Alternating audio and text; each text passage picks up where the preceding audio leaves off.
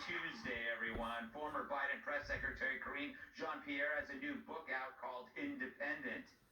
She came up with this title since she's going to be the only one reading it. Since she wrote the book, because people at the grocery store kept asking, what's going on with the Democratic Party? And the only thing she could say was, paper or plastic. To build President Trump's ballroom, the White House has begun demolishing the East Wing facade. The building hasn't seen this much destruction since one First Lady found a damp cigar under the sofa. Gayle King is being criticized by lefties for posting a selfie next to Jesse Waters on an airplane. But Jesse isn't fazed. He's too busy bragging to everyone that he met Michelle Obama.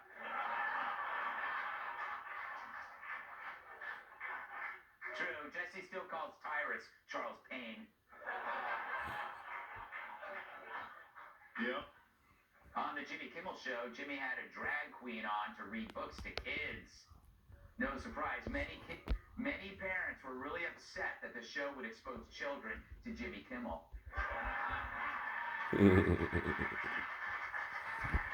said, I couldn't tell if it was a man or a woman, and the drag queen was creepy too.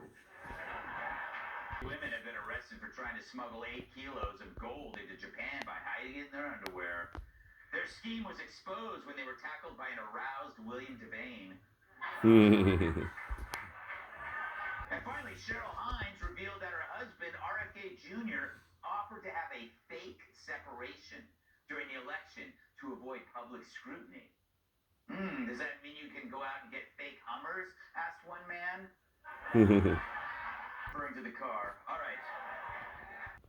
So, welcome to the Biden after party, where the creeps who sold you the worst presidency ever wants to sell you their books.